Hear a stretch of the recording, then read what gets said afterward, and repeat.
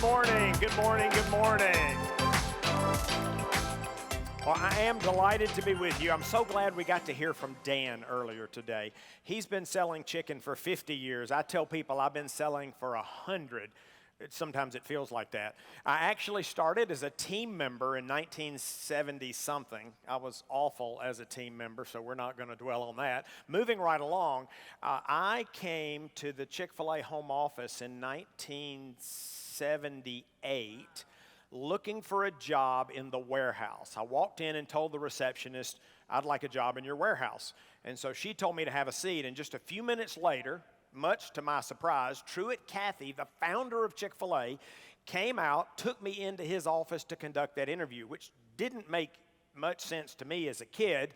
I later learned that I was interviewing to be the 16th corporate employee.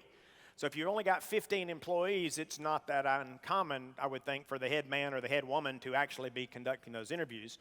And I tell people it was a combination of God's grace and lack of discernment on Truett's part that he gave me that job working in the warehouse.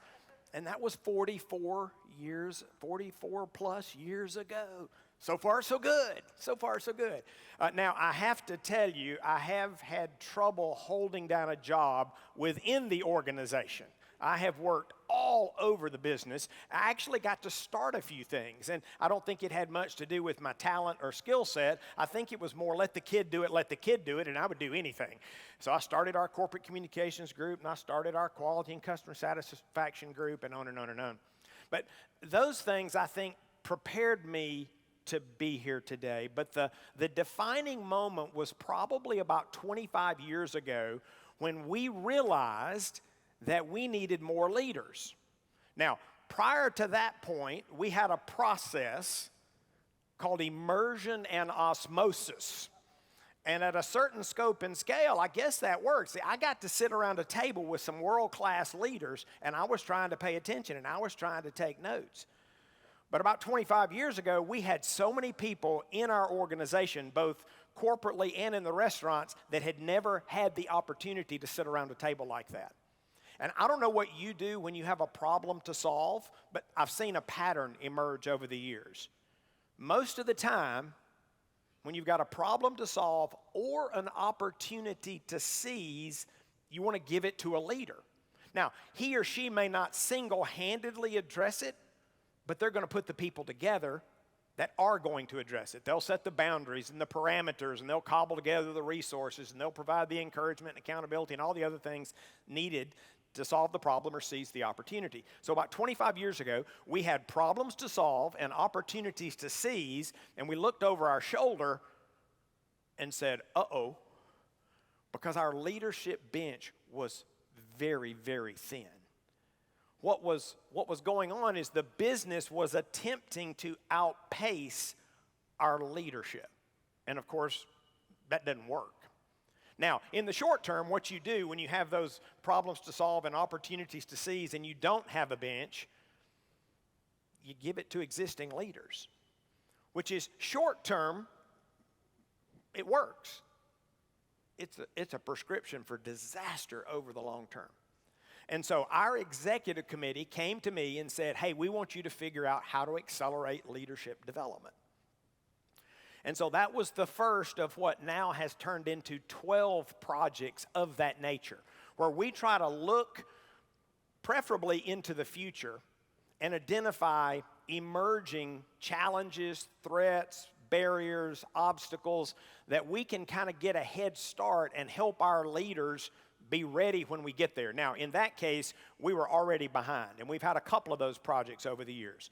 But generally, we try to look a few years out. I would even tell you that maybe 10 or 12 years ago, we tried to look over the horizon and say, hey, here's something we think that would be really beneficial for our leaders. Let's start working on that. Let's create a point of view and try to actually nudge the business in that direction. And so, about 4 years ago, we were engaged in that process of looking to the future, trying to figure out what we would work on next. And we decided that culture would be an appropriate topic.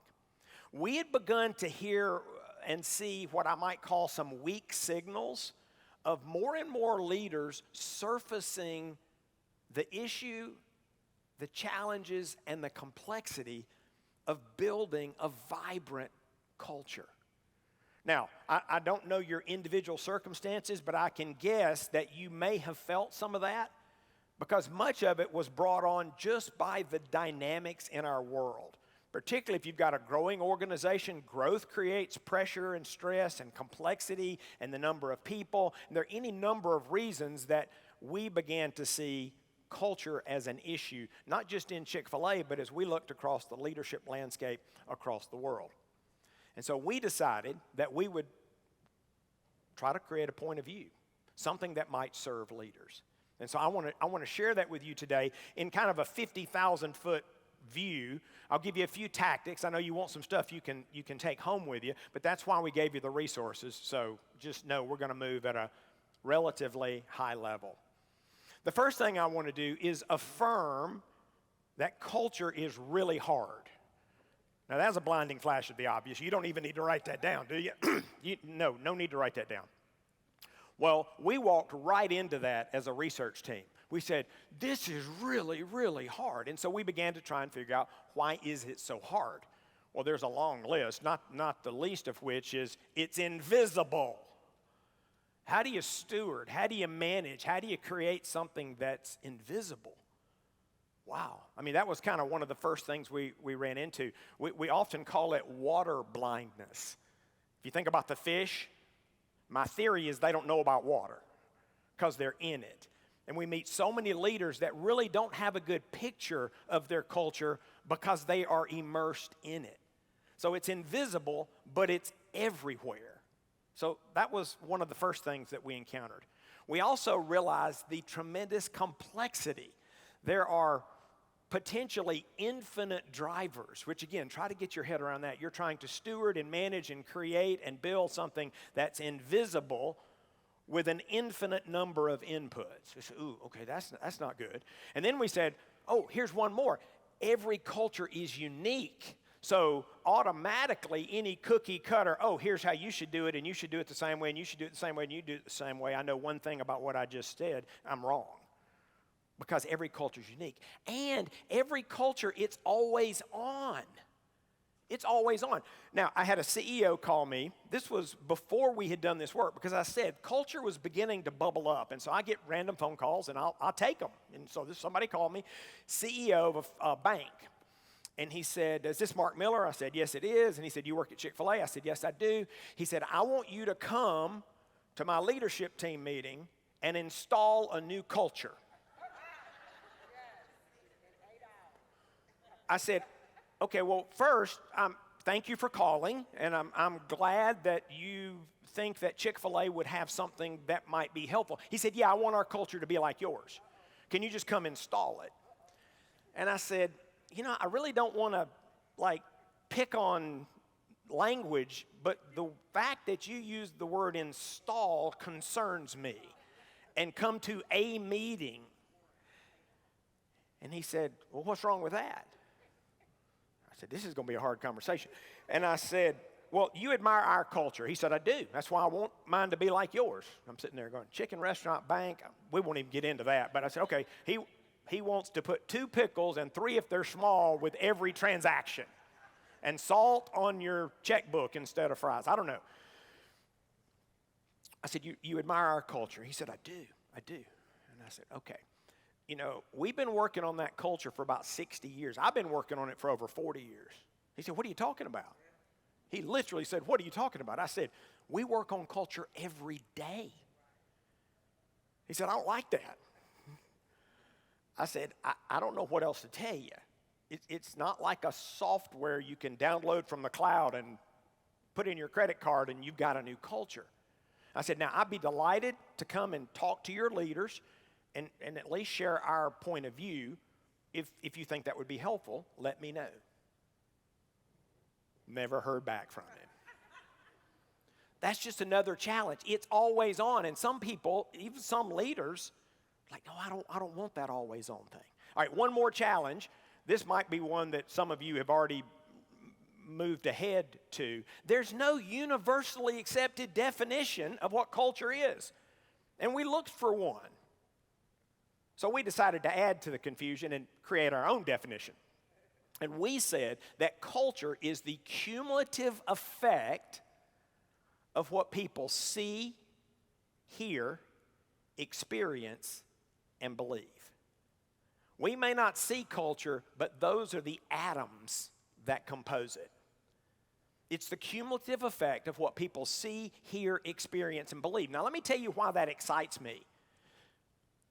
Who has the greatest influence on what people see, hear, experience, and believe? Leaders. Leaders. So armed with that, you might think, okay, well, why did you even decide to continue? Because this is a really hard thing. Well, because culture is the most important thing in your organization. I don't know if you've ever thought about it that way. It drives every decision. It drives every thought. It drives sales, profit, and customer satisfaction in a chicken restaurant. It drives whatever outcomes you're striving for in your organization. Now, I'm gonna go out on a limb and say that 72% of you know how important culture is. Look at your neighbor. I'm not sure who it is, but there's a few of you that don't. Let me tell you where I got that number. We did a global study. We talked to over 6,000 folks, either interviewed or surveyed, from 10 countries. 70% of the world's leaders said that culture is the most powerful tool at their disposal to drive performance. 72% of U.S. leaders said that. Well, that's not particularly helpful. I would have thought that leaders would say that it's important, but okay, that's a starting point. That was not the insight. We later in that survey asked leaders to rank their priorities. You know where this is going. In the U.S., creating and maintaining culture came in at number 12 on the list of priorities for a leader. So our team said, we got to help close that gap. There's a knowing, doing gap. And that became our charge for the work that we did. So,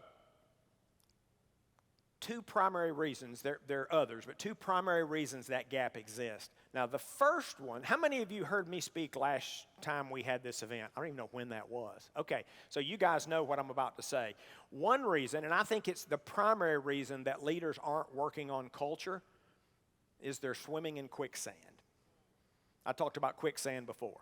It's busyness, distraction, competing priorities, fear, fatigue, whatever mix. I mean, everybody's quicksand's a little different and it changes over time, but anything that is impeding your effectiveness as a leader, I think you can include in that toxic mix.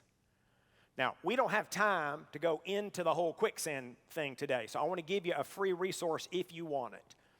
Text "Be Smart" with no space, "Be Smart" to 66866. Be Smart 66866. And we're not even going to take time to do it now, although some of you are, but that's okay. But you got it, because what we've created is a resource to give you some steps so how you can get out of quicksand. Because when you're in the quicksand, it's real hard to think about culture. In fact, it's hard to do anything other than think about survival when you're in quicksand. And here's the less obvious problem with quicksand. It's exhausting. It's not sustainable. You're never going to do your best work. All that's pretty obvious. But if you're in quicksand, you can't help others out. And there's a really good chance that if you're in it, the people around you are in it. You need to get out of the quicksand. But there's another reason we think there's a gap, is we don't think the topic of culture has historically been presented in a way that is accessible, approachable, and actionable. I mean, I've already confessed how complicated it is. And so we were struggling with this as a team. I'll just tell you the truth. We're going, now how do we simplify without becoming simplistic? Right? If you become simplistic, game over. It's no longer useful. It's no longer valid. In fact, you've twisted the truth to the fact, when you go to simplistic, it's just no longer true. It's no longer valid. So we wanted to figure out, how can we make this simple without making it simplistic? And we weren't sure we could pull it off, but we got some inspiration from the Navy SEALs. They inspire us. Anytime we're studying anything, we're probably going to talk to some SEALs. We've been doing this for 25 years. And we discovered that a few years ago, they were going to document their mantra. And the guy who was telling this story said, we have been moving at the speed of war.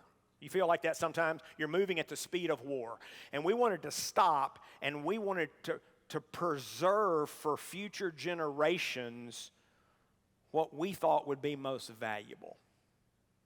The first thing they wrote in this document, the very first thing: shoot, move, and communicate. Shoot, move, and communicate. Now, there may be SEALs in the room. Here's what they'll tell you. That's not all you need to know to be a SEAL, but it's what you need to survive and fight another day. And we said, okay, what is the equivalent of shoot, move, and communicate as it relates to culture? Simple, powerful, directive, true, and actually not simplistic. And so we came up with 3 rules. 3 rules. The first is to aspire. Aspire. You have to share your hopes and dreams for your culture.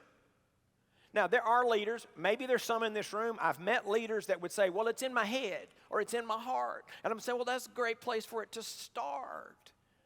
You can't create it by yourself. And so if it's in your head and your heart alone, you're alone, because you need to rally people to help you make it a reality. You have to share your hopes and dreams for your culture. Now, let me just give you a tip here, because most of you have done some version of this, I would think. Don't get tripped up in language. A lot of leaders get tripped up in language. Well, do I need a mission? Do I need a vision? Do I need a purpose? Do I need an ethos? Do I need values? Let me tell you what all those things have in common. They're mechanisms to help a leader articulate their hopes and dreams. Here's the trap. Google one of those things, and you'll find really smart people who use different definitions. Some people use the definition of mission for purpose, and some people use the definition of purpose for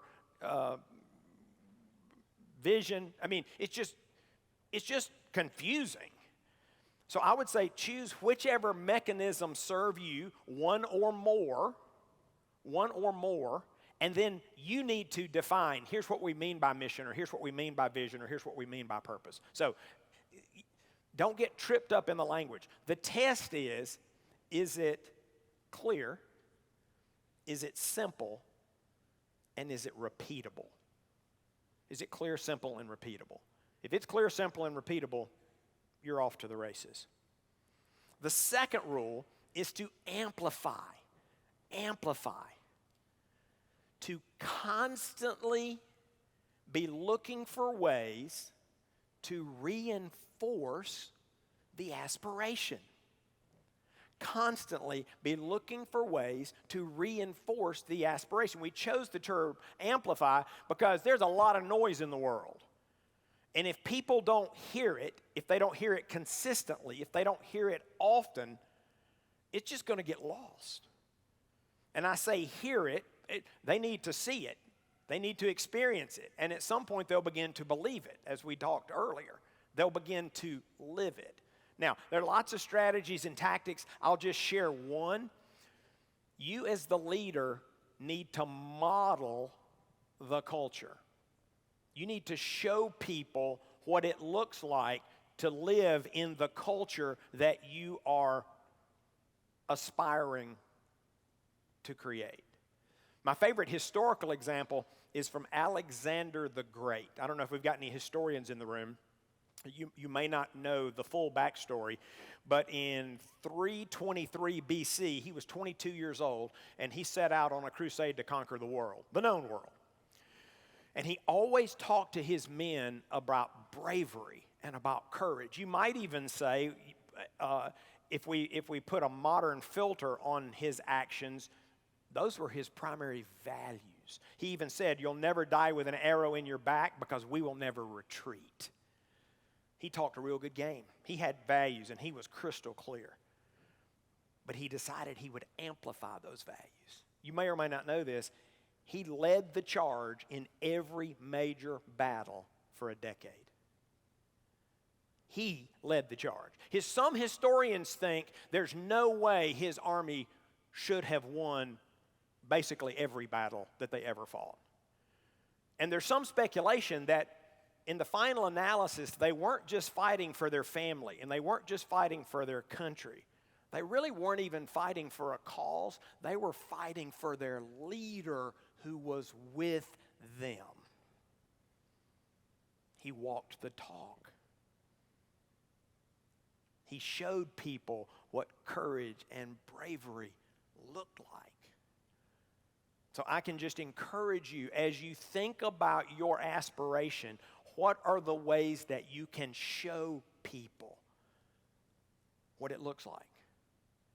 Because here's the deal. There's a principle here. And Dan said you might want to write something down. This might be what you want to write down, or you might not want to write this down. People always watch the leader, whether you want them to or not. So my question is, what are your people learning by watching you as it relates to your culture? Aspire, amplify, and adapt. The third rule is to adapt. To constantly be looking for ways to enhance the culture. Now, I'm gonna spend just my remaining minutes on this because this really speaks to this whole idea of redesign. Why would you want to mess with a culture that's healthy and thriving and vibrant? Here's the deal. This is a real temptation. If you have a clear aspiration and you amplify it well, your culture will begin to move toward the aspiration. And leaders, we love to get things done. We love to check things off. And it's like, hey, this culture, it's doing what I want it to do. And we'll declare victory. I mean, that is awful. Because when you try to shrink wrap a culture, like you want to protect it, you're going to suffocate it. You can kill it by trying to protect it. You need to be thinking about how to enhance it.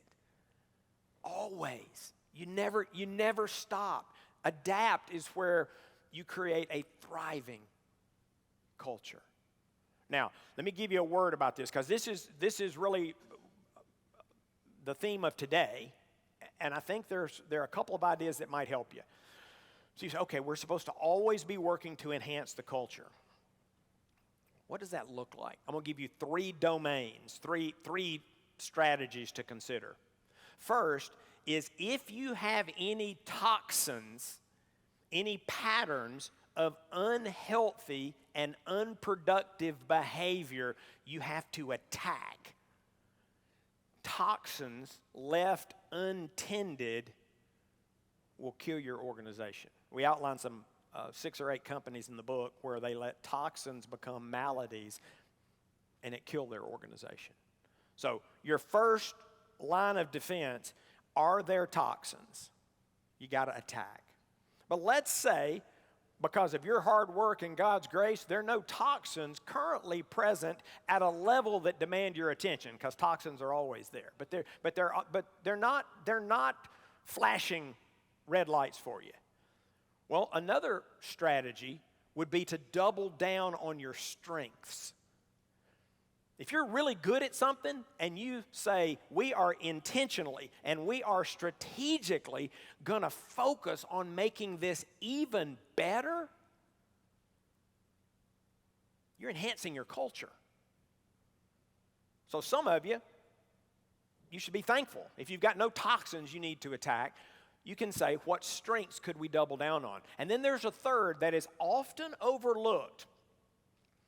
and that is to add new capabilities.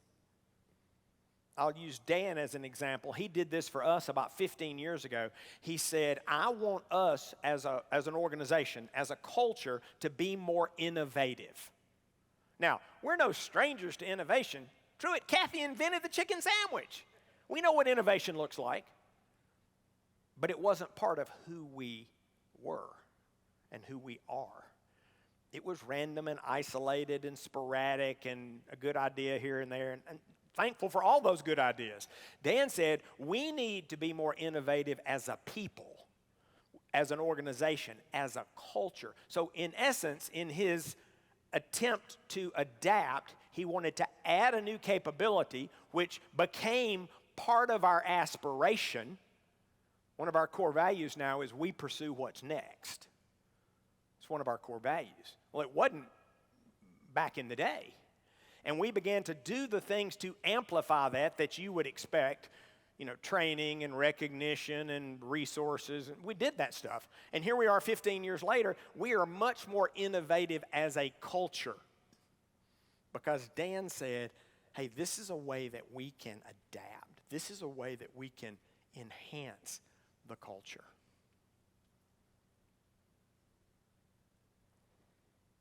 So how do you adapt well? To adapt well is always preceded by listening well. Are you listening well? Now, I know individual circumstances vary, but typically I suggest that people do qualitative and quantitative, that you talk to people and you work to listen, and you may need to do surveys to find out what is actually going on. And those inputs become your early warning system. And you can figure out, are you in need of addressing a toxin? Do you want to leverage a strength? Or is there some capability that's missing? Aspire, amplify, and adapt. Now, I am assuming that something I said raised a question, a comment, an observation, or a criticism.